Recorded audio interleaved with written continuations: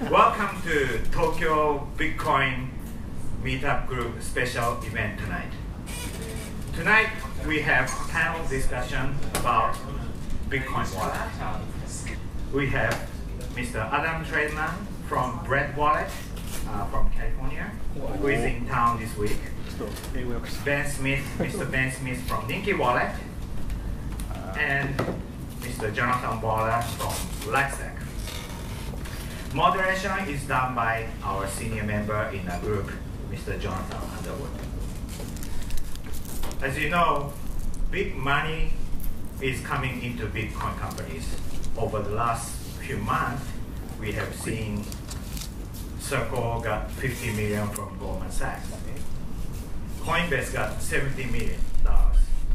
But those are exchanges, right?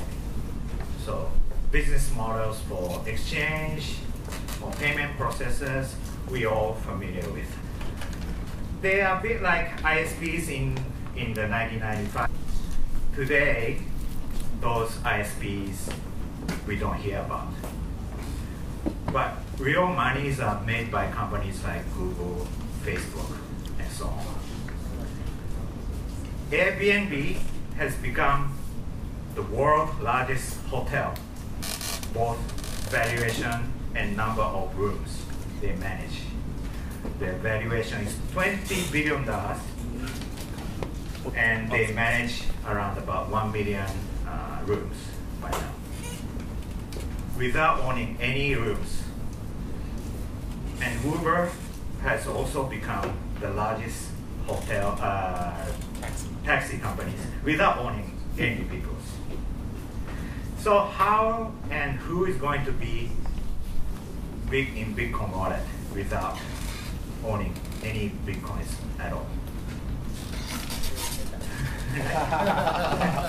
So before we get started, I would like to introduce our new member, Mr. Dave Smith from Digital Garage, who has kindly provided this space for us.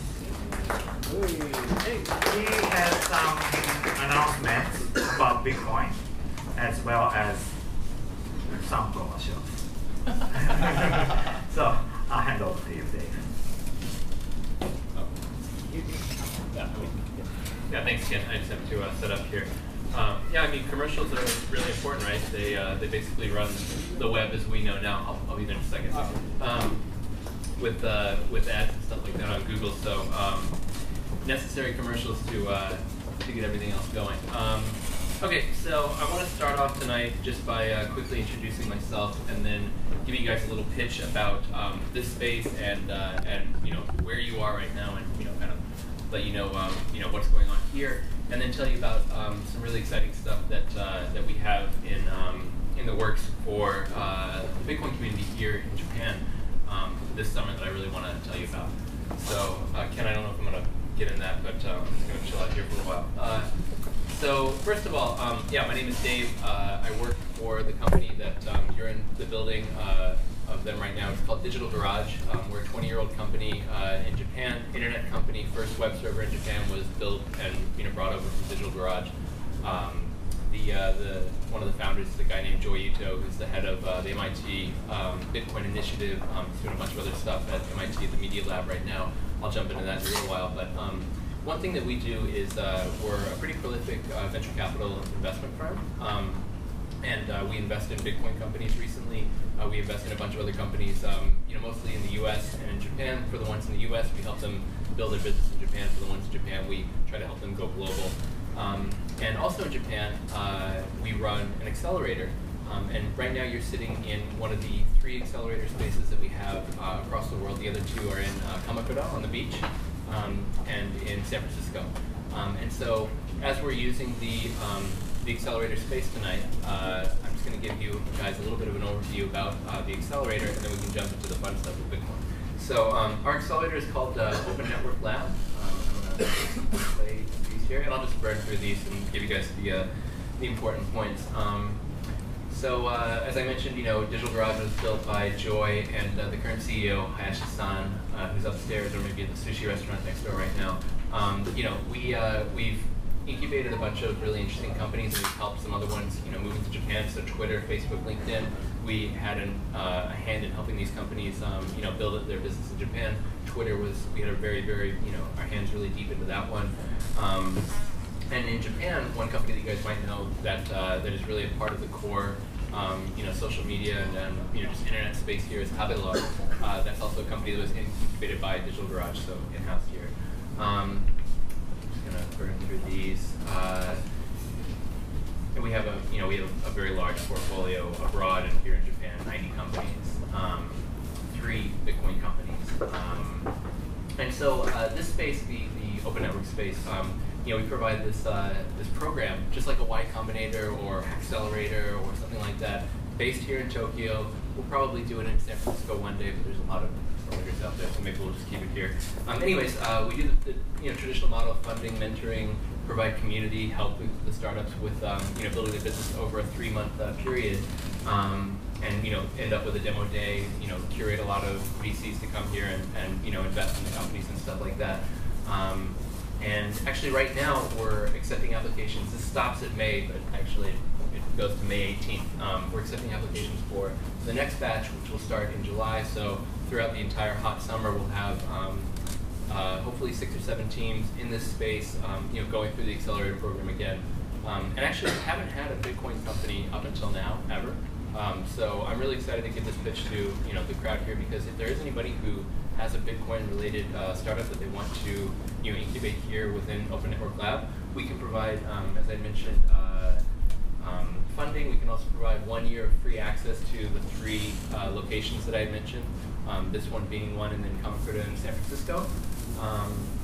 Before, up until now, this is actually something that we're really happy about. We would provide $20,000 US, so about 2 million yen, to the companies, and now we're upping that to up to 10 million yen. So that's much more significant. It can help with hiring and just whatever. There's no limits on what that can be used for. It's just we invest and give that just like Y Combinator again, any of the other accelerators. And then we have mentors such as our CEO, who's built this very large company. Joy comes in and has one-on-one time with all the companies. So a Bitcoin company that would actually probably make him very happy. So you might get some one-on-one time with him. There are other people in the ecosystem here through some of our partner companies. Some of you guys might know Midas on there. And then people who are in our incubation business that have really contributed to some really special companies here in Japan. So it's pretty good access. We also get people from abroad as well. There's a lot more details on the website. And then everybody within who's actually working for Digital Garage, who's spending time every day on helping out these companies. So people who are running the business, myself included. And then there's also a bunch of, I think Amazon Web Services gives each of the Open Network Lab companies $100,000 worth of credit for their cloud computing services. Mixpanel is free for like a year. This is actually quite a lot of money. And then just some other companies that have gone through it before. The combined value is 325 billion yen. That's counting up all the valuations and all that stuff. So just some companies in Japan that have gone through recently. This is our last batch. We had 6 teams come through here and graduated. Many of them are trying to get funding right now or have been funded. And then our 11th batch, you can apply through May 18th. So that's it. So that's about Open Network Lab. Thanks for listening to the commercial. And now the other thing that I wanted to kind of let everybody know about is, and a few people in the room know now, but and I don't have a formal presentation, so I apologize for that. The website will be up, I think, by the end of this month. But on July 6th, we're going to sponsor a pretty big event here in Tokyo at Torodamon Hills. And we'll be having the theme is all going to be Bitcoin.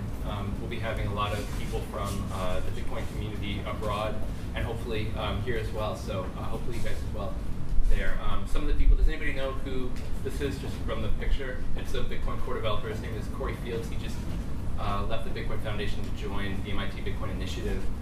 He'll be speaking there. We've also got Brian Ford, who just quit.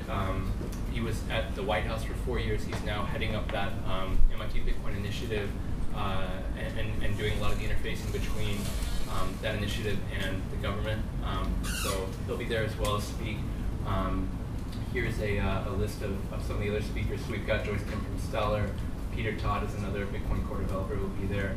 Jeremy Bonney from CoinDesk. Jerry Brito from the Coin Center in Washington. Liz Martin is the ex-compliance officer, chief compliance officer for Coinbase. Meg is an entrepreneur that we funded in San Francisco, who's making a Bitcoin credit card that you could use to spend your Bitcoin balance. Vincenzo is making a stealth remittance-based company. Melanie Shapiro just debuted at TechCrunch Disrupt, the Case hardware Bitcoin wallet. And Mario is a personal friend from a company called Coin, which is a Singapore-based exchange. Thank you. So yep, and that's it. So just wanted to let you guys know about that.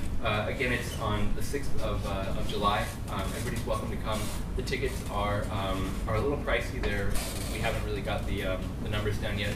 It's going to be somewhere between $200 and I think $300. But we're going to try to get as much of the Bitcoin community here in Tokyo to join up there. So I'm hoping to get some really deep discounts for that for you guys.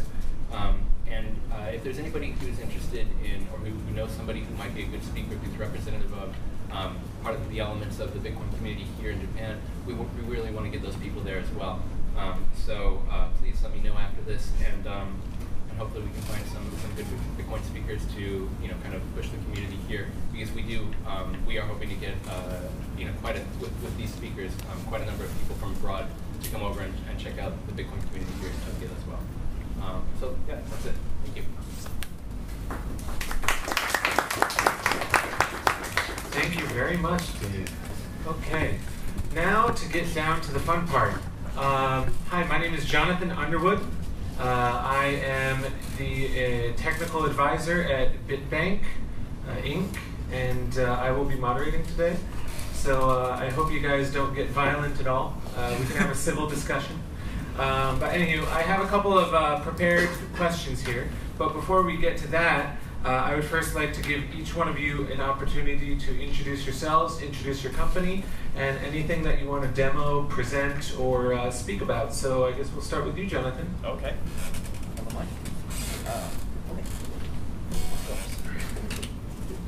Okay. Hello, everyone. I'm Jonathan Waller, and I am the VP of Engineering at LUXSTACK. We are working on really looking how we can bring more people into the Bitcoin space. Okay, so how can we bring in the 99% into Bitcoin? We've got the 1% of Bitcoin community. What are the features that we that we need to really kind of energize everybody else and give them the attention to come in? So we are creating a suite of Bitcoin products, and thank you. So we're talking about wallets today. So I'm coming to talk about this is our look as a Bitcoin wallet. We're making it very user friendly. It's very easy to see what's happening, and we're adding the features in that users will expect. So we are adding in push notifications. So when you get Bitcoin to your wallet, sitting in your pocket, it will wobble, and you can see, I got this many bits. Right now, no standalone Bitcoin wallet on iOS or Android does that, but it's something that we think users really expect. Also, we have let's go to the other one. So we also have web extensions. So when you can install this into Safari or Chrome, and then when you're browsing around the web, maybe you're shopping on a website for cool stuff, and you put it in your cart, and then you come to pay, and the extension will pick up what the payment address and the amount you want to send, and when you hit send, it will signal to your mobile device on iOS and Android, and then from this mobile device you can then You can then confirm, and that means the private key always stays safe on your mobile device, but you get the convenience of the web as well. And finally, we have one more feature. This one, yeah. So within the wallet, we are allowing people to connect to an exchange and then buy and sell Bitcoin within the wallet. So right now it's connected to Coin, but you can go into the options and you have a selection of exchanges to choose from, and then you pick one of those exchanges, and then from there you can either connect an existing account or create a new account, and then from within the wallet it will gather up all of the information you need, your home address, you take photos of your passport, things like that, and then that sends it off the exchange, and within 5 to 10 minutes you'll get a notification back that says, yep, you can now trade. So, and then you've not left the wallet, you've not gone to the website, and you can trade Bitcoin in the wallet. Okay, thanks very much. Okay. All right, thank you very much.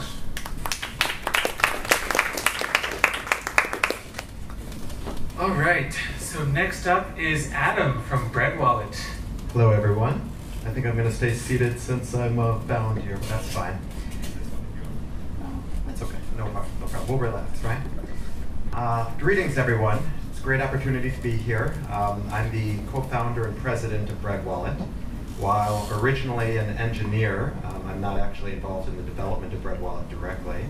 That's the responsibility of Aaron Voisin, my co-founder, and his team. He wishes he was here to meet all of you tonight, and hopefully he'll be able to come back here sometime over the summer, have a more technical discussion. So I hope most of you are familiar with breadwallet. I'm excited to say that within the next 24 hours, we'll be releasing an update in about a half-dozen languages, including Japanese. And thanks to Jonathan and many of you who helped with the Japanese translation, we very much appreciate that. So our vision with breadwallet is to be the starting point for new users to Bitcoin.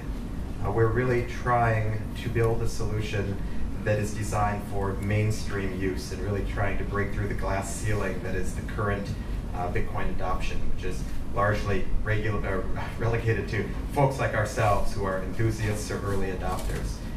In order to do that, we believe there's two main principles that will drive mass consumer adoption. One is intuitive, simple design. Very much like Google originally came into a very crowded search market, the intuitive design, which is still largely the same today, with a single form and a button or two, right, is what really drove their success.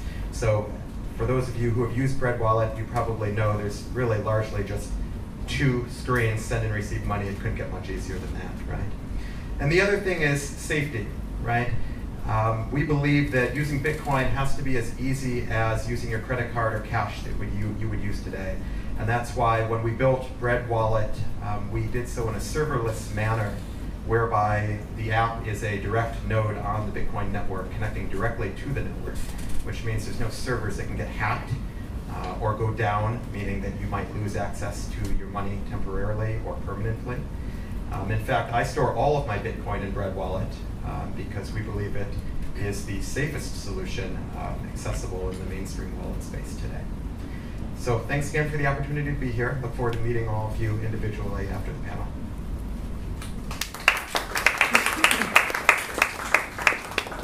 Thank you very much. And last but not least, Ben from Ninki Wallet. Hi, my name's Ben. I'm basically working on a project called Ninki Wallet. It's kind of a side project that grew into something bigger than expected. Well, when we first started to want to do something with Bitcoin, we wanted to build kind of ambitious kind of financial services, but we quickly realized that unless you had the foundation of a wallet there to be able to kind of coordinate and sign transactions, you were kind of at a loose end. So we started to build a wallet foundation to try and deliver some of these kind of financial services. So what we have up to today is a multi-signature wallet, which is a 2 or 3 multi-sig wallet. So the end user has 2 of the keys, and we have 1 of them, which gives the end user complete control, but means that there's no real single point of failure on their device. it runs on pretty much any environment. So it runs as a Chrome app, so it can run on Windows, Linux, Mac, Chrome OS, obviously. And we also have mobile, so it can run on Android and iOS. So one of the things we're trying to do, and I think that's different from other wallets, is we allow people to build a network. So we allow people to connect the wallets together or to connect to other people within the wallet. And we try and do this in a trustless way. So you can connect with other people and coordinate transactions with each other without having to trust our server. And one of the other things we're trying to do is remove the need for people to use Bitcoin addresses. So you can, once you've connected with each other on Ninki, you don't need to exchange Bitcoin addresses every time you do a transaction anymore. So everyone's kind of aware, or most people are aware, that you shouldn't reuse addresses for privacy and some security reasons. So we wanted to try and solve that problem. And also kind of security problems related to people. If you aren't going to reuse addresses, well, what are you going to do? Are you going to send them to each other in the clear again and again and again by email or unencrypted chat? So we wanted to try and solve those problems. And from a UI, UX perspective, we wanted Bitcoin to be as simple as kind of touching on the person you want to send to, entering an amount, pressing send. So that was really what we set out to build as a platform. So yeah, and then we kind of have that in place now. We've been kind of iterating and working for about a year or so with the Bitcoin community. So we're really looking to see over the next year, now we have that foundation there, what kind of exciting Bitcoin and blockchain specific things we can build on top of that. Yeah, we're very much just focused on building things within Bitcoin and within the blockchain world. We're not dealing with the fiat side of things at all, or the exchange side of things. Yeah. Thanks. Thank you very much, Ben. Okay, so now what we're going to do is we're going to start with some questions, and I'm going to start with this question, which I will ask to all three of you, and whoever has an answer can answer first, and you guys can talk to each other, kind of interject, or whatever you feel like. So lately, the ability to securely store Bitcoins has gotten easier and easier for the average user. However, we still have a long way to go. In regards to usability, what do you think is the best way to let the average Joe experience Bitcoin with the least friction possible? Anyone who wants to answer that can go ahead and talk on the mic. Well, from our perspective, I think, as I was saying before, Jonathan, we think that the user experience is absolutely the most important thing. Nailing that so that someone who is unfamiliar with not only Bitcoin, but might not even be tech savvy, right, is table stakes, really, for Bitcoin to go mainstream.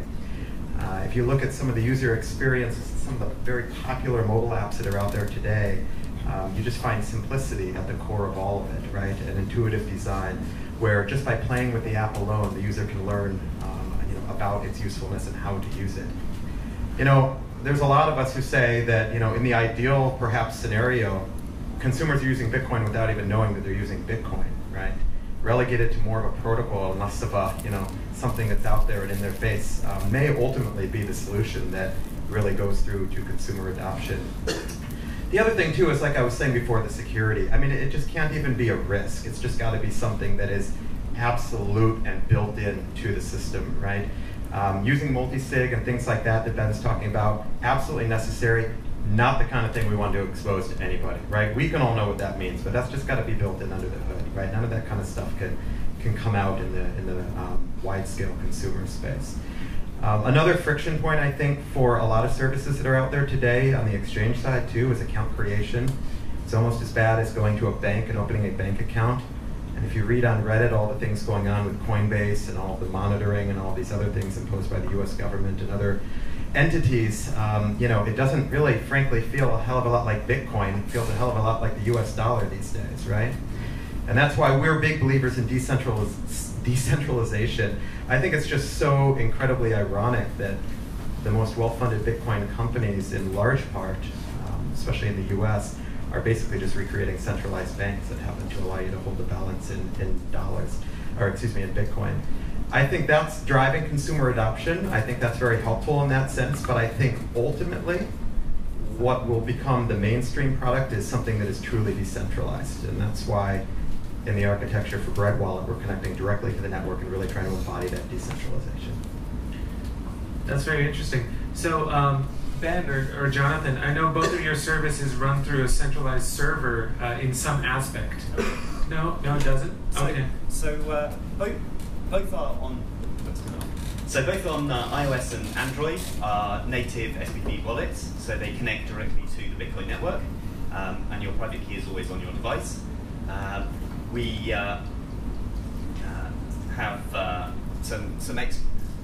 because of the way we're doing our architecture, we have extra features so that you can use push notifications, and you can use, so you have push notifications and you have pay from web as well.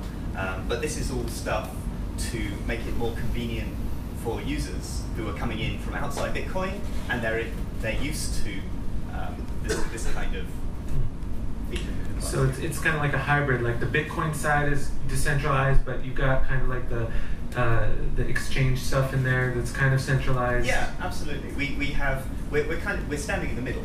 So we have the ideology of your private key is your private key, but we connect to centralized services like exchanges to make it easier for the user. Okay. All right. What about Ninki Wallet? Yeah, so Ninki Wallet isn't decentralized. It has a central server.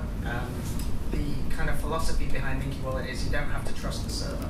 So the approach wasn't to try and be decentralized, it was trying to be trustless is not a good, the word everyone uses, which I think is very descriptive, because if you tell someone don't worry, it's completely trustless, they think it's not trustworthy. But the idea is you don't have to trust our server, so we use cryptography and various protocols which can be verified by looking at our open source code to mean that the server doesn't have to be trusted. So you never see the private keys. When any addresses or transactions get handed off from the server, or any data gets handed off from one person to another within Ninki, everything is kind of encrypted and signed, and provably so. So that was kind of the design goal of Ninki. And the thinking is that if we're going to do a pure wallet, then I think the breadwallet model is excellent, and that's what you would want to do. But we have the same model. You have the same model,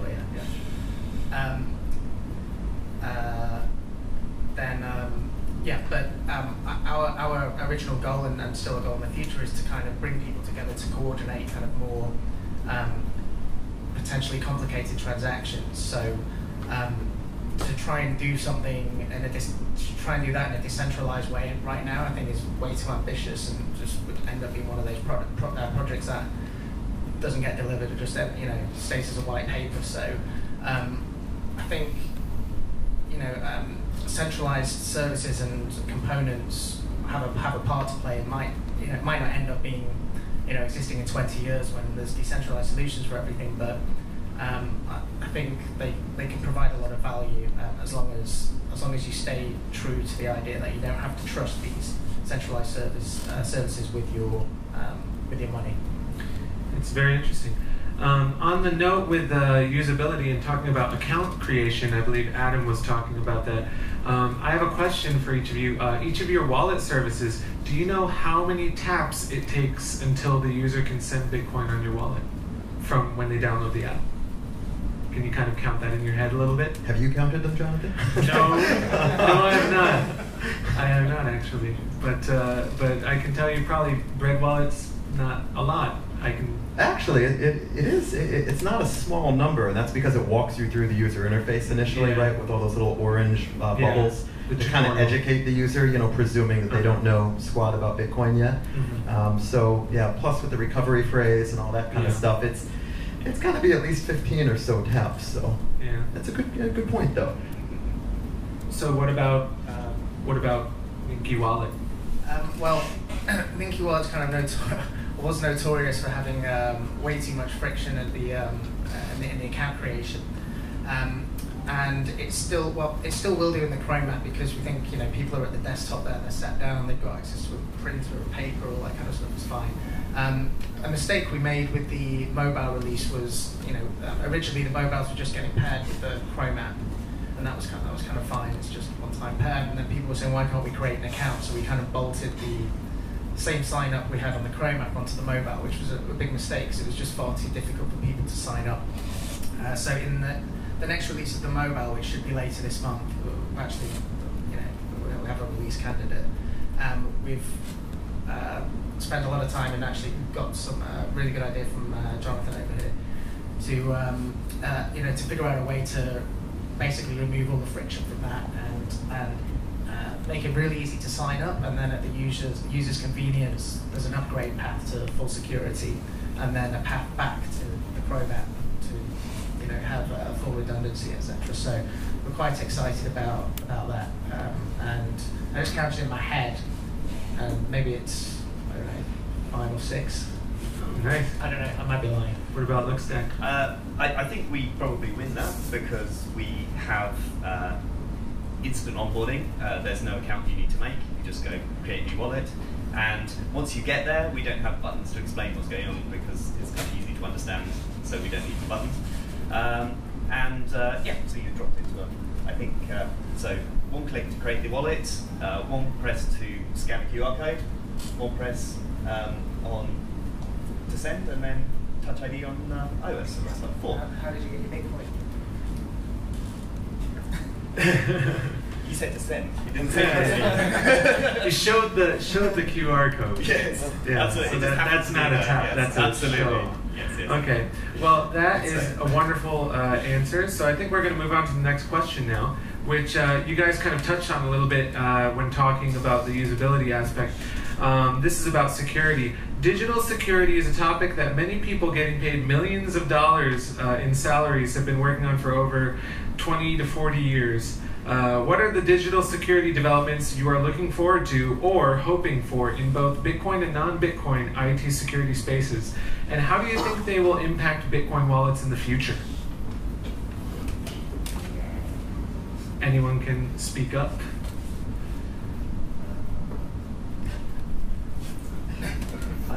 You could also just talk about general Bitcoin security. I mean, one thing like as a general technology development that I think I would like to see, and is even more important for Bitcoin, I think, than any other software, than most other software, is the delivery mechanism. How do we get code onto people's devices, and how do people know that the integrity of that code is there? Like, how do they know it hasn't been replaced with something else? How do they know the code that's running on their device is what they think it is? And I think this is a problem that's been around. I certainly don't have a solution for this. I think this is a problem that's been around since computing. Yeah. And the kind of benchmark in the open source world is you open source the code, you create the binaries, you sign the binaries, people verify the signature against the binaries, etc. And there's all kind of computer science essays out there. Well, what about the compiler? So who's verified the compiler? Who's you can go all the way down the chain. The web is kind of awful for delivering code. Even most open source software is kind of signed and delivered via the web. So has anyone compromised that site? Has anyone compromised the signing keys? Has anyone compromised the GitHub account or whatever, or where the code is? Some sites deliver things via the web, so they're delivering JavaScript directly to the browser. So every time you go to the site, there's potentially different code being delivered. Nothing's being signed. Google and Apple have come up with some kind of solutions to this. So the Chrome apps and the Chrome App Store is an attempt to provide kind of automated delivery of signed code, so that the end user doesn't have to check the signature. The Chrome engine will do that for them, which is a step in the right direction. And Apple have an amazing kind of walled garden delivery system. As an Apple user, you're kind of trusting Apple, right? You're saying I trust Apple. So and Google have the Play Store as well, which is similar. You would need access to the Play Store. There's a signing key binaries can be verified, but there's just so many different solutions all over the place. It would be amazing if somebody came up with a, one way of doing it that everybody trusted.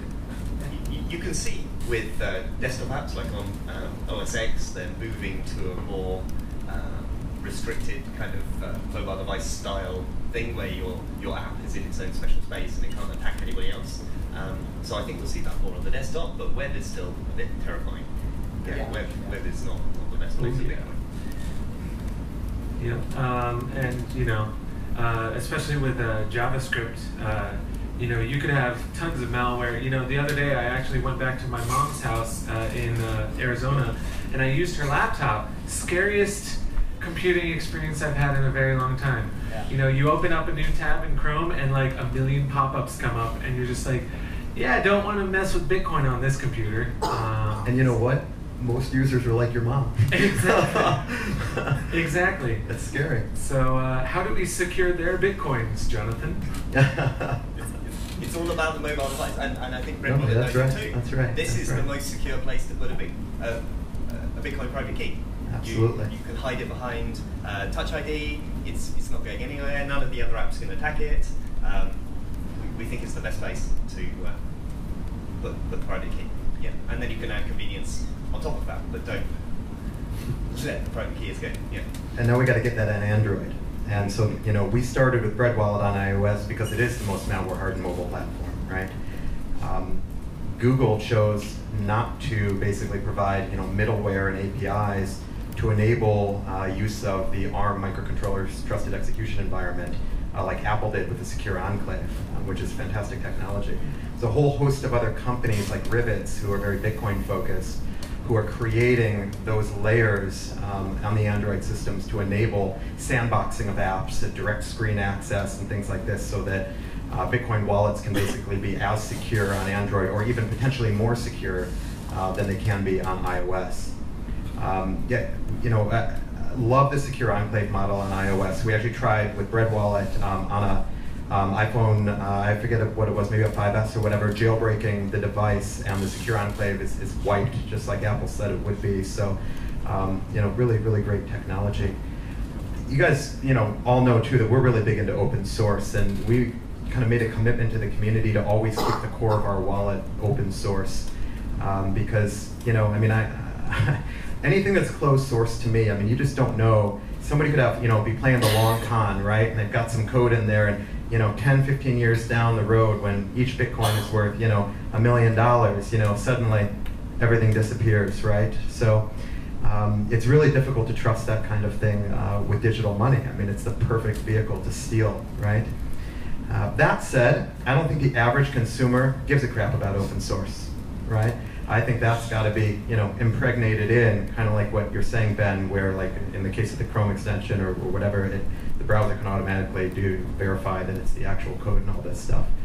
But back to your original question, relative to like the security features, I think you guys got it right with multi-sig for sure. I think that's an important factor in the future of Bitcoin wallets. I think the multi-sig provider needs to have fraud detection algorithms, spending limits, all sorts of stuff like that to further mitigate risk. But I think all of that needs to be abstracted away. All the complexity of that needs to be abstracted away from the user, right? We got to keep thinking Google. You hit that search button in Google, untold things happen, right? Just the complexity of what they're doing in a simple search that comes back like that is truly, hard to believe. We need to get up to that level of sophistication, right? Because us as wallet providers, we frankly are not competing with each other. We're competing with Square. We're competing with Apple Pay, right? We need a mobile point of sale experience that actual consumers will use, not just those of us in this room who think Bitcoin is really cool, right? So I think we got to think a lot bigger than just just Bitcoin. I think we've got to think much more about the mainstream consumer experience and purchasing on a day-to-day basis, whether brick and mortar or online. Yeah, I totally agree with that. Actually, recently, Dave was just talking about how at Disrupt New York, They did a presentation on Case Wallet with the device that does the multi-sig between the Case device, the Case service, and then also Andrea Santinopoulos' new company, Third Key Solutions. They're going to be holding the third key for the Case wallets by default. Apparently in their FAQ they say that the user can opt to hold the third key and back it up on their own, but they will not provide any tools to help that. So you pretty much need to be a programmer in order to utilize that feature. But I think it's very interesting how they're going with the multi-sig model, and yet they aren't giving the user full access to the keys by giving them 2 keys. They're only giving them 1 key by default. So I kind of wanted to ask you, Ben, on what you thought about that, about having, instead of being like your model where you have 1 key and the user has 2 keys, giving them an option to have the third key be with a non-Ninki wallet, third party that deals with handling keys. What do you think about that? Yeah, it's something we discussed quite a while ago when we're thinking about this model, because obviously we're thinking about how can we not hassle the user to have to write down 2 keys, right? Ideally you can say, this is your 1 key, if you have this, you're good. In an emergency, here's the procedure which they read when the emergency comes along. At the time there was no kind of provider, and third key just started up maybe a few weeks ago. Yeah. Again, it's risk and reward, right? The reward is a smoother user experience, less stress for them, less things they have to think about, less things they have to write down, one less mistake for them to make. On the flip side, you've then got kind of counterparty risk to third key and the wallet provider. You've got risk of collusion by them. You've got risk of I suppose you've got your risk is kind of hedged for either of them screwing up, but you have the risk of, let's say, a government agency comes along and subpoenas both of them because they've both been involved in some other account and says no, you can't do anything. Then you're just left with your 1 key. So you're providing probably a smoother UX and sign up, but a kind of the tail event user experience could be deleting coins, which is the worst user experience possible. Yeah. You don't care about a few extra clicks when you've just lost $10,000. Good point. Okay, so I think we will move on to the next question now, unless any of you guys have any more to say about Bitcoin security. I guess not. So we will move to the next question, which is actually related to what you were just talking about, open and closed source. So a cornerstone of Bitcoin as a technology is that it is open source. Anyone can view the code and ensure that it is not stealing their Bitcoins. However, services like Coinbase and Circle have shown that closed source approaches to Bitcoin management are not something to ignore. How do you view the evolution of open source wallets in comparison to closed source wallets and vice versa? Also, if you could explain what your predictions will mean for the average Joe, that would be appreciated.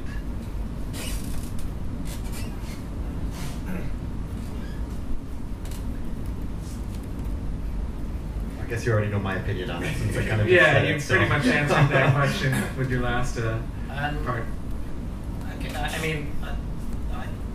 I think that, kind of the whole point of Bitcoin is it gives people control of their money. But if I put that aside, that kind of philosophical bit aside, I have no problem with closed source wallets that manage the private keys. Fine, you're already managing the private keys. Doesn't really matter if it's closed or open source. You have them. They're trusting you. There's terms and agreements. You're basically saying the legal system will protect me. So I don't have any problem with that. But I think if you're telling someone you have control of your Bitcoins, we don't have your private keys, we have no access to them, then it has to be open source. So I think those two models are basically inextractable. Do you really think the legal system will protect you, though? No, I don't. But that's what. In terms of service. Yeah, I mean that's right? what. Yeah, I think it's a mistake, and I wouldn't hold a lot of Bitcoins at an exchange or a Coinbase or anywhere like that. But people who do, that's what they're relying on. That's their call, right? If that's the process they're relying on, and that code is closed source, the bigger problem is the fact you're relying on them, not the fact that the code is closed source. That's true. But maybe there's two things here. There's the do you trust the company to do what they're saying they're doing, and in the case of something like Coinbase, are they just going to take your coins for some big reason or whatever?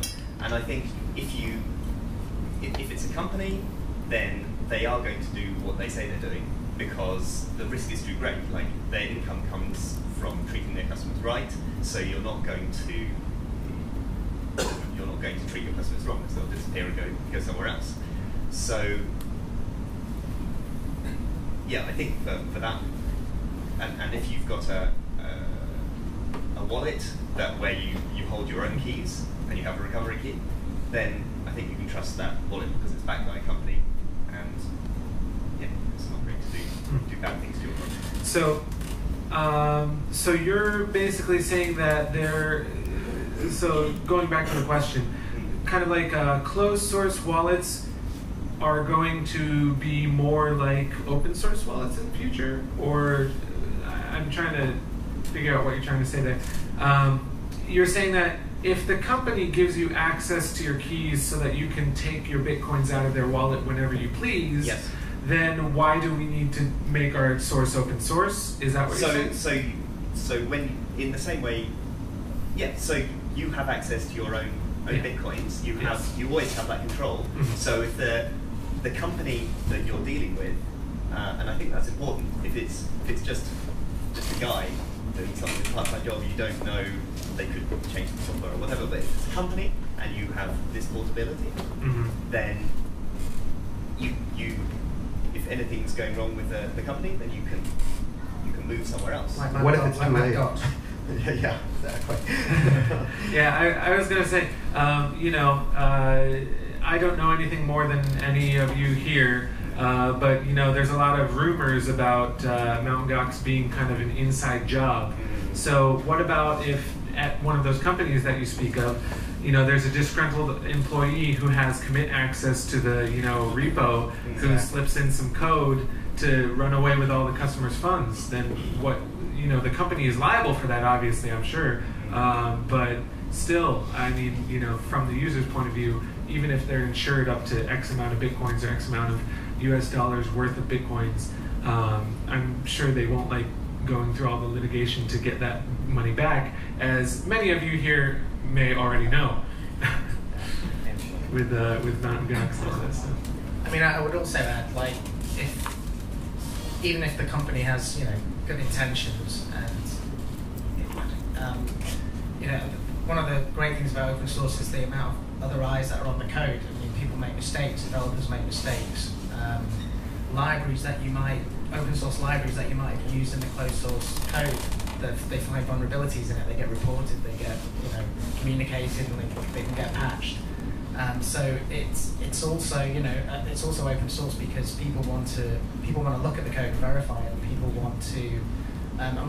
Your average consumer obviously isn't going to do that, but there's elders, if you like, within the Bitcoin community who will review it and give it their approval. And if anyone tries to do anything overtly wrong or has made huge errors, they will get called out on it.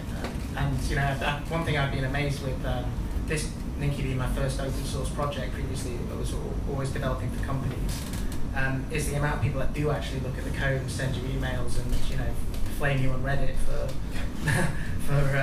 making mistakes. And it's hard, but it makes your code better, and it makes you a better programmer knowing that they're looking at it. I think one of the things that some of these closed source wallet solutions like Coinbase try to do is tout things like insurance. But if you actually peel back the onion and look at what they're promising you, they don't actually insure against some of the things that would be potentially most disastrous, such as what you were saying before with the malware. They don't actually insure against malware on your desktop hijacking your session after you've completed your fancy two-factor authentication and everything and sending your Bitcoin to a rogue address. Nothing more frustrating than being able to see that in the blockchain and know that it was right there and now it's gone and nothing you can do about it, right? They also don't insure against man-in-the-middle attacks or phishing attacks, malicious Tor exit nodes, this type of thing, right? So, you know, I think that it's not quite as good as it sounds. And just another reason why I would never keep my Bitcoin in a place like Coinbase, not to mention all the US government monitoring and all that crap as well. Mm-hmm. There has been a couple of closed source wallets that tell you have control of your keys. So there was Fever a while ago, I don't know if anyone remembers them, but yeah. If you look on the forums, they ran into a brick wall of people saying, nope, you're closed source. And I looked the other day and there hasn't been an update to their app for over a year or something. And the other one is Wiper, I think. Wiper, yeah. Wiper is a chat application that looks suspiciously like breadwallet. Not to mention Telegram. Telegram, yeah. So they're closed source and they kind of forked breadwallet, I'm guessing, because it's just breadwallet. And violation of our license agreement. Violation of your license agreement, and they kind of stuck it in there. But you know, you play around with it, and it's great. But then you're like, nah, they could be just generating those keys deterministically. What do I know, right? They've got a single root key somewhere, and they're just waiting. And like exactly like you said, like it's a long. It could be the long con, and you know, Bitcoin has a list this long. I mean, literally, there's a website with 2,000 Bitcoin scam services on it called badbitcoin.org. I think it is. Yeah. I think the difference is if that company is making money, then they've got a long history. There's a reason for them to not scam you. Right. Yeah. Well, you know, let's not forget that Mt. Gox had the longest history in all of Bitcoin companies and was making quite a bit of money off of their exchange services. But I understand what you're talking about with the incentives being aligned. But you know, it's just a scary world that we live in with a lot of opportunities for theft. And I think it goes back to what Ben was talking about with secure delivery of code. You know, the internet is not as secure as many people would, you know, lead you to believe. And in addition to that, you know, your company or whatever, you know, your open source project that you have a bunch of buddies that you work with online, and you know, is not as secure as you think it is. People slip in things and, you know, try to make, you know, obfuscated bugs that they sneak into open source stuff as well, and people figure that out and fix it after the fact. But you know, it's a very scary world we live in, and I think it's the best question to do is, you know, what's the most secure way to ensure that people aren't being affected by that type of, you know, theft. So I guess kind of the vibe that I'm getting is you know, open source is you know, pretty good for ensuring that that people's funds aren't being stolen. But at the same time, you know, incentives mixed with some closed source stuff can also be, you know, maybe if the laws and the kind of the legal system catches up with cryptocurrency, might be something that's viable in the future. It kind of sounds like the vibe that I'm getting. But one thing I just want to say is, like, with the Apple App Store and Google Play, you have no idea whether the code that's being released is actually what's being given. So, like with breadwallet, I think it's a good wallet. It's not doing anything suspicious, but you don't know that their open source code actually matches what's being said. I'm sure it is. But this there's is why actually technology coming out that allow people to do that, but if the average person's not going to do it. Yeah. Waiting for Apple to deliver on promises. I think it's just the right approach for Bitcoin to take, because I think those problems will be solved, and that was my kind of wish for technological innovation. But the danger is, say, if closed source becomes the norm, it just makes it so much easier for scam companies to set up. And if we make that the norm, then if you only need a few companies, or you know, a company acquires another company closed source, and then starts running the stuff. I mean, that happens all the time with extensions. You know, they buy the extensions and put malware just for the purpose of malware. Yeah, exactly. So it's as an approach, I'd say, you know, open source Bitcoin. But I'd like to say, as Bitcoin matures, I don't think we can expect larger companies producing open source wallets. Like if Android's open source. What about something like Android or Mac OS, where the main OS is open source, but the stuff on top of that isn't necessarily open source? So like, the core modules. So like maybe for your wallet, so like the Bitcoin part of the source, like maybe you could open source that, but then you could close source the exchange part, something like that. Yeah. Similar to what OS X does. I think that's also viable. That's the model we're working now. Oh, really? Yeah. So are you planning any closed source add-ons to your app anytime soon? Well, the actual app that gets compiled and put onto the phone will be fully open source. Okay. And what we're looking at is ways to pull in, for example, in an exchange connection, certain functionality off of a server-based system, not server-based in the context of the Bitcoin or anything, but functionality off of there to pull in for an interface into certain exchanges.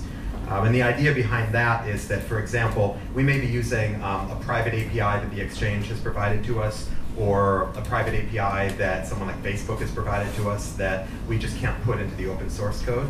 But we could put something on our server, basically information that allows a module within breadwallet to go and process that information and effectively learn how to communicate with that exchange dynamically. It also provides us more flexibility to be able to add additional exchanges or service providers without having to release an updated version of the app every time. Okay. With that, we are going to move on to the last question, and then after that, we're going to have some Q&A and discussion time to kind of talk about whatever it is that you guys are looking to talk about. And we can also cover these questions if any of you guys have some stuff that you want to talk about.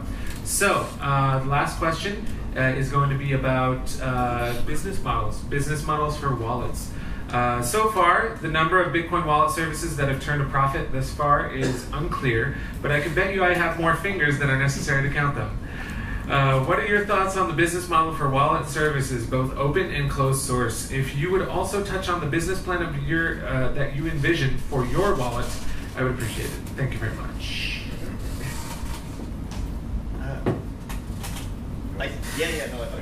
I can talk a little bit about the business model that we're taking for LUXSTACK, and then I'll get into the other one. So we, as I said before, we're connecting to exchanges, and we're allowing one-click sign-up to new exchanges.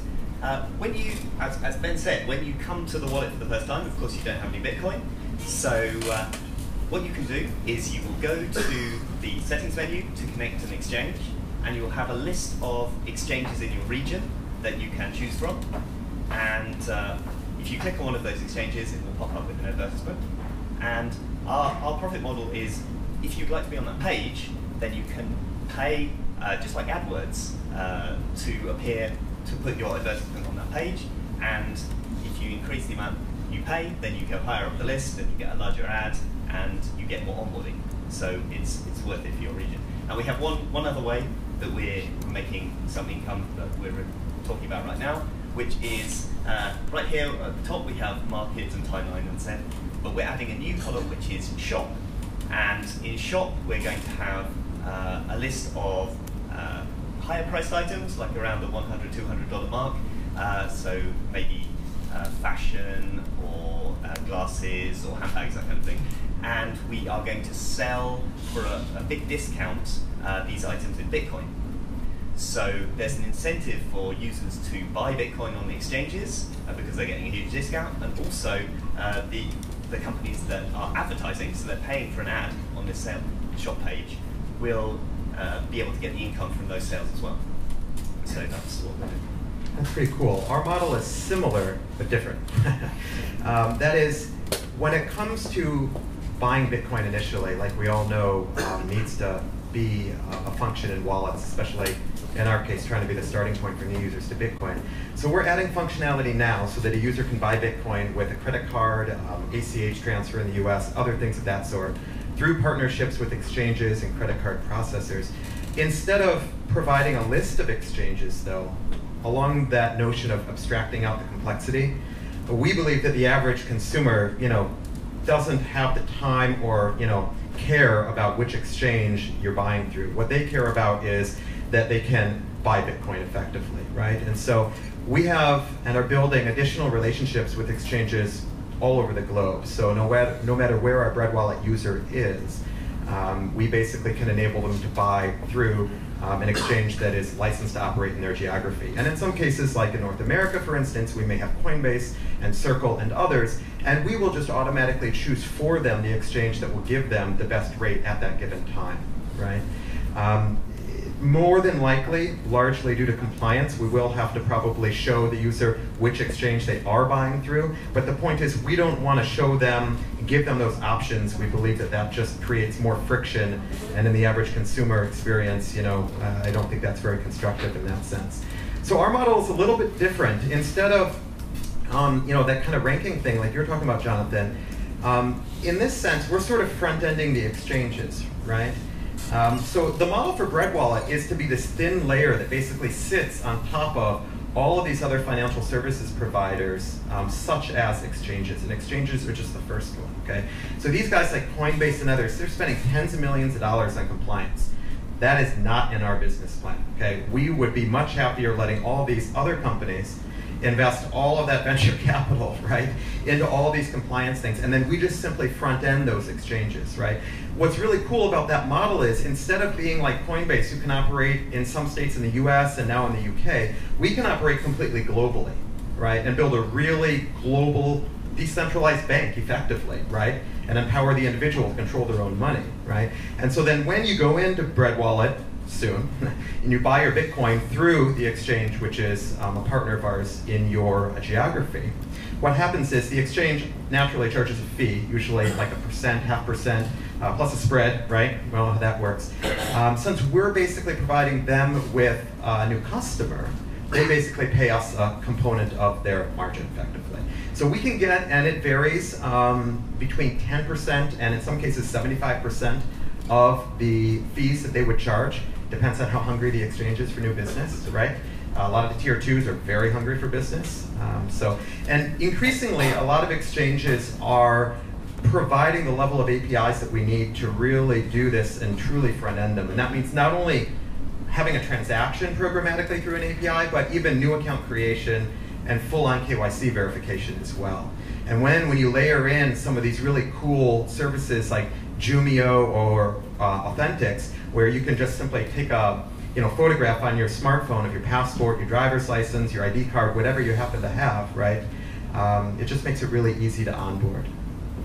So anyway, that's our monetization model. The exchanges are just the beginning. There's a lot of other financial services, but I think we're running out of time. This is the hardest question for me to answer. So, I mean, I personally think like if you want to make money kind of now, then to make money in Bitcoin, you have to be involved in the cash in, cash out aspects of it. So you have to be an exchange, a payment processor. If they make any money, I don't know. Or involved in some kind of grey area, which normally involves purchasing and cashing in and out via Bitcoin. Our kind of goals are kind of more long term. So I mean, at some point there has to be some kind of Bitcoin economy, and there has to be a compelling reason for your average Joe to use Bitcoin, which I don't think exists at the moment. And what we hope to do is to try and basically use this platform that we've built to experiment and research and try and build some applications that are purely Bitcoin and blockchain based to try and see if we can do things that aren't possible with cash and aren't possible in the current system. So, which is a lot longer game. So we wouldn't expect to make any revenue anytime soon from that. Yeah. All right, sounds great. So we were originally planning to do about 15 minutes of Q&A, but I guess we have a little extra time, so we'll do about 20 minutes of Q&A, and then we'll be done at exactly 9. So anyone who has any questions can come up and ask away. Apparently, you must sit on this stool here and ask your question to us. So please, if anyone would like to come up to the stool and ask a question. And yeah, okay. Hi, Jimmy. I'm not sure it's the proper question for you. Blockchain.info raised 20 or 30 million US dollars. 1 year ago, and I'm not seeing any progress. Can you imagine how they are spending 30 million? I think we should ask Roger. Is Roger in the house? Just right now. People want to know, I can answer it. So. Oh, can't answer. Oh, and I can, I said. oh, you can. Yeah, if you guys are interested. So. All right, definitely. If you would like to come down and answer, that. I have to sit on the stool. Yeah, well, you can sit in my chair. Sit in my chair. You can sit in my chair and answer. So the good part about raising $30 million is you raised $30 million. The bad part is that a whole bunch of additional attention and hoops that you have to jump through and all sorts of things like that come along with it. So a lot of the time's been taking up with that. But now the blockchain team is around 30 people total full-time. Looking at the website and the mobile apps, you wouldn't necessarily know that. But in the next, hopefully sooner rather than later, maybe within the next month or so, some real major revisions of those apps are going to be released, including the HD wallets and a number of different things. So like, people are really, really, really hard at work in the background there, but when you have 3-point-something million wallets and they're going to upgrade to a different wallet format, to HD wallets, you can't have anything go wrong. Everybody's money is on the line, so it takes a lot of time and testing and effort to make sure everything's done just right. So they're working very hard behind the scenes. Someday we'll see some progress from the $30 million, but things move slowly. So that's up. Thank you very much. Anyone else have any questions? Sure. If you want to come down here, I'll give you a mic to use. But the $30 million did buy free stickers, so there's stickers up there. If anyone does want to pay $30 million for an HD wallet, I've got one for you. All right, go ahead. Okay, so in different ways, you guys are all trying to broaden adoption from this sort of 1% of very techy users that we've got. And obviously there are a lot of hurdles and a lot of problems that you've got to solve before the regular users can actually use this thing safely. What kind of time frames realistically do you think we're looking at? How long is it going to take until his mum or more ordinary users can use Bitcoin with confidence? That's the $1 million question, isn't it? No, go ahead. I would say, we're kind of in a kind of research and development stage, if you like. It's really unknown, Bitcoin currently is used by, there's a few distinct groups of real use cases out there, plus a community of enthusiasts, who use it regularly. Now, were Bitcoin to be adopted by regular people en masse, we really are moving into unknown territory, right? We know what's out there at the moment. We know roughly how many thefts there are, how many people lose their keys or don't write them down. I mean, there's some interesting data that came out of, there was another wallet that did a iOS release, and they had some troubles with it, and they had to get in contact with their users to make sure they didn't lose their keys. So there was, I think it was 100 people affected, there was 50 people affected that they contacted. Out of those 50, how many wrote down their keys? None. 3. And this is not everyday users. This is Bitcoin enthusiasts, right? Some of them had over $2,000 in that. So, if it does go big quickly, we really are into unknown territory here. We don't know whether, what currently is the most secure, best wallet within the Bitcoin community is going to hack it out there. We really don't know. We don't know if the kind of breadwallet model of being through the walled garden on the Apple device with the chip is the way to go, or multi-sig is the way to go. There really isn't that information out there. So I think what's great is that there's lots of variety of approaches out there. So that if and when mass adoption does happen, one model will win. And who's to say that isn't Circle or Coinbase's model, right? Who knows? I just want to say that the breadwallet iOS model of the skewing claim is exactly what we use because it's the best way to keep Bitcoin safe.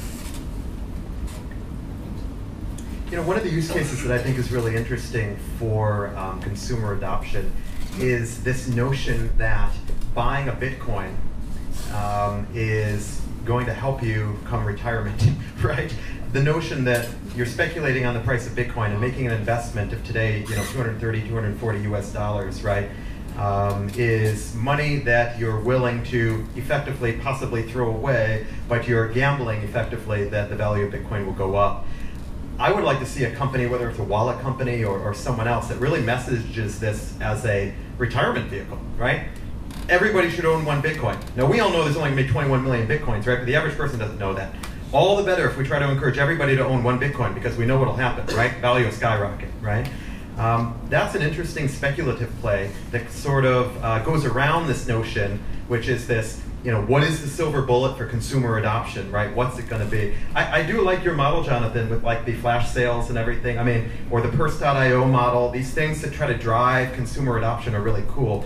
But this whole like retirement savings speculation thing, I think, is an interesting one as well. Very interesting. And yes, and adding all the exciting features that users are looking for, like Apple Watch. Apple Watch, Android Wear. Nice. So yeah, make it a really nice experience for users. All right. Any other questions or things you want to ask? Sure. Come on up.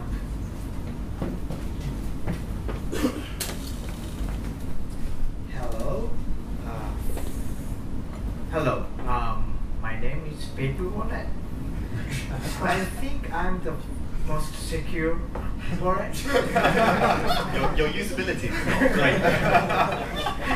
And Is your first name Paper? that's fine. Do you have push notifications? Oh wow. He's working on it. You can fold me into an airplane. Notify me that.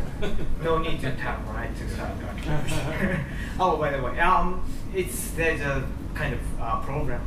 People don't write down the passphrase, so people lose their money. Actually, that happens a lot in this space.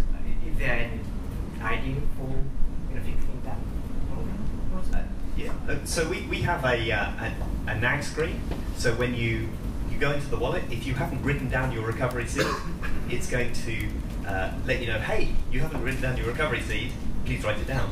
So you Touch ID, and it will show you your seed, and then with a bit of gamification, it will say, hey, what's the first word? What's the last word?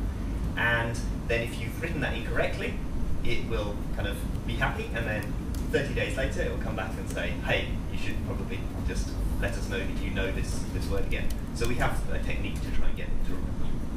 Yeah, I like that technique, and we also try to incentivize the user to have them write down their recovery phrase. But just like you were saying before, I mean, even we are not always doing that, and who knows? Maybe we do write it down, and then we lose a piece of paper, right? So what the hell's the benefit of that, right?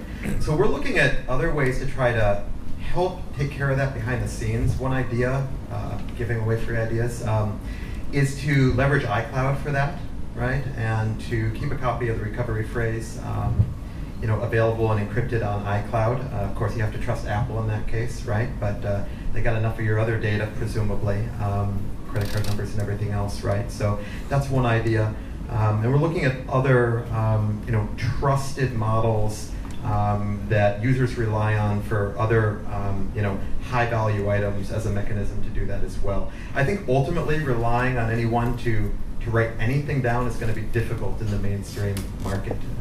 As much as I love paper wallets and whatnot, that's all really cool, but there's no way that Jonathan's mom is probably gonna do that if she's got her computer full of malware already, right? Yeah, definitely not writing down any phrases. Yeah. I read a statistic, actually, it's mind-blowing. I mean, with all due respect to all of us, right, Bitcoin is like this big in the global financial situation, right, or the global world of money. Yet 30% of all malware created today is designed specifically to steal Bitcoin. Wow. Most of which is on the desktop, some of which is on Android, right? I would hope none of which is on iOS, at least haven't read about any of it. So, it's the perfect theft, right? No chargebacks, nothing like that, right? So take the money and run. So we got to be really, really careful about that, because the truth is that, like I said before, a lot of people are like Jonathan's mom, and even Jonathan's mom uses money. So we got to provide secure solutions for the real world. Yeah. Does that answer your question? Yes. Okay. Okay. So, Any other questions? Sure, come on ahead. Hi, thank you very much for your speech. And I'd like to ask, nowadays there are quite a lot, or quite a huge Bitcoin wallet exist in the world. So how do you try to actually advertise your wallet or your product to people? Or do you have any targeted segments to appealing your product? Or I'm not sure even which customer or merchant are very interested in Bitcoin. I'm personally interested in it. It's something new, and I feel some future, but it's not really spread yet. So I wanted to know how you try to open up the market. That's a really good question. We get that question a lot from investors or would-be investors, right? breadwallet is pretty consistently number 3 in the App Store behind Coinbase and blockchain.info. We feel pretty good about that because they've both raised a ton of money, and up until a couple weeks ago, we were in a pre-funded situation. Now we've raised the initial part of our seed round. So, and then Circle comes after that, and other well-funded companies. And for us, it's largely been word of mouth. Awesome people like you guys who like it and who refer their friends and family to it as a place to get started with Bitcoin. So we really appreciate that. Thank you. But ultimately, that ain't going to go mainstream, right? Because there are only so many of us out there to try to push Bitcoin on the world, right? I feel like the best way to promote wallets is to partner with other companies that have mass communities of users, right? Facebook, obviously, we're working on something with Facebook. I think you guys are working on something with Facebook too, right? So leveraging into these social media networks and other private networks that have huge high leverage. I think that's the only way that we're really going to go mainstream, right? We effectively have to have other people do the job for us, right? And it's not just here. I mean, you look at new fashion brands are created overnight because of social media. Somebody famous wears a new fashion brand, then boom, it blows up, right? It's a perfect example of something like that. So we need to leverage these networks to promote our products, but more importantly, to promote Bitcoin overall. And I just want to add that it's important to give incentives as well to bring people in. We can't just say Bitcoin. There has to be a reason to use Bitcoin. So I think what we're doing with the shop, to say, hey, this is a great place to get discounts, we're not really looking at Bitcoin people for that advertising. We're saying people who are looking for deals for these kind of fashion items, and that kind of expands the amount of people who use Bitcoin. So there's an incentive to bring them in. Oh, okay, so you already have known some of the merchants who are accepting the Bitcoin payment. Yes, that was so they use Bitcoin to get a discount. Yeah.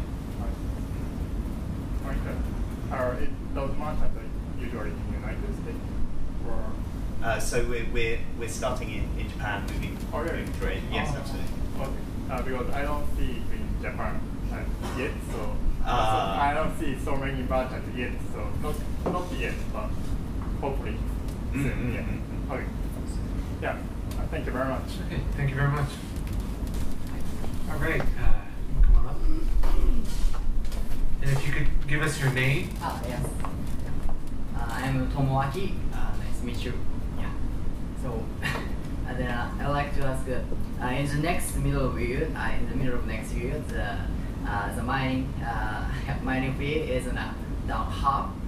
In that case, two scenarios, the prices go up, and the miner's motivation is keeping, or the miner is stop the mining and then change it to the other, altcoins or the other things. So do you communicate with miners or these kind of things?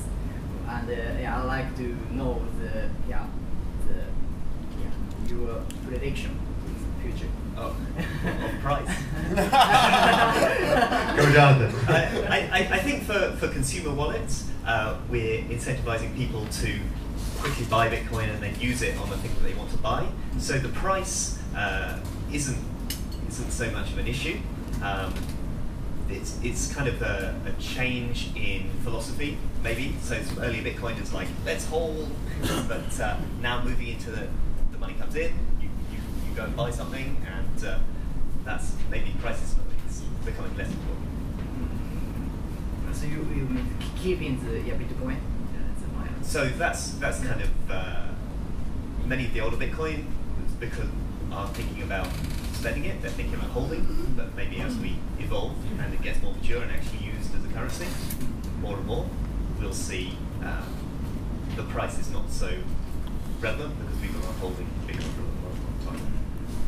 I think what you're saying is that when people are using it as a means of purchases, right, the volatility will be less. It'll become more stable at that point. What I'm saying is it becomes less important. Yeah. Yeah, about the difficulty. I mean, I think that'll be built in over the next, however many months between now and when that happens.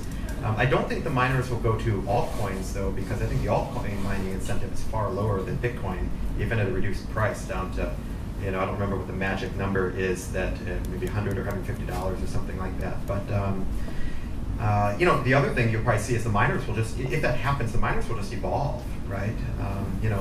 And they may end up, moving operations to different geographies where they've got better access to lower electricity rates, things of that sort. So, and as a wallet company, we don't work directly with the miners, so, I'm just speculating as good as anybody in this room could right now. And don't communicate with the miners? Yeah, no, we really don't, right? The only reason that we would do that is if we were looking for liquidity and enabling like a buy Bitcoin functionality in breadwallet. We looked at several different options to do that. Some market makers / miners is one interesting option. Going through exchanges is another. Because of compliance issues and KYC, AML stuff, it's better to go through exchanges who provide that kind of functionality. The best solution in some cases, however, is to work with an exchange and a miner or group of miners who will provide enough liquidity directly for our users on the exchange so that we're buffered against low liquidity situations on any given exchange. This isn't an issue with big exchanges like Coinbase, who presumably have a lot of liquidity, but it is an issue when you're dealing with exchanges in a small country where the exchange itself is very small. We still are going to have breadwallet users there who we need to serve, but we got to make sure there's enough liquidity there to enable the transactions that our users would bring to the exchange. So in that case, we may bring a miner in. Thank you very much. So with that question, we're going to stop the Q&A, and we've got about 3 minutes left, so I actually want to ask one last question. A very short answer, because we only have 3 minutes. Besides the 3 wallets here, what is your favorite Bitcoin wallet? Oh. Besides the 3 of you. So I know how much you love Ninki wallet, but not these 3. Just a quick one-word answer is fine. That's a tough one. All my money is on my phone and breadwallet. No, I actually think that, well, he said no. He said, with the exception of us, great. Naturally, I would have said that. Because I'm a geek and gadget guy, I think the hardware wallet's really intriguing. I don't think they'll ever go mainstream, right? But the one that was just announced at TechCrunch, and then the Trezor and whatnot, cool stuff, just for the geek factor. I think it'd be cool to own something like that. Okay, cool. Yeah, I'm going to say Trezor as well. I have a Trezor. Yeah. Speak into the mic, please. I honestly can't think of it. All right, I'll give you mine. Electrum. I love it. Electrum. Yeah. Love Electrum. Bitcoin Core. Bitcoin Core. Woo, represent. Represent Core. All right. So with this, we are done with the panel discussion for today. It's now 9 p.m. and I'm sure all of the young children in the audience need to go home and go to bed. So I hope you guys enjoyed the discussion, and if you have any other stuff that you would like to talk about, be sure to attend the Tokyo Bitcoin Meetup, and a lot of interesting people will be coming. So I hope you had a wonderful time. Thank you very much.